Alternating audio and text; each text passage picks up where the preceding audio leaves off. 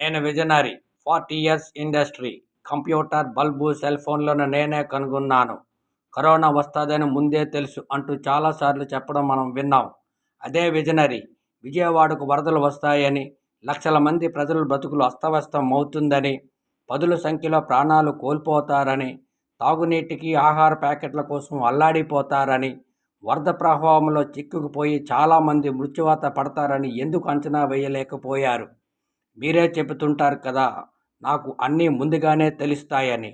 అలాంటప్పుడు విజయవాడలో వరద బీభత్సం సృష్టిస్తుందని ఎందుకు అంచనా వేయలేకపోయారు సార్? మీరు చేసిన మహా తప్పిదం వల్ల మా బతుకులు చిన్నభిన్నమయ్యాయి.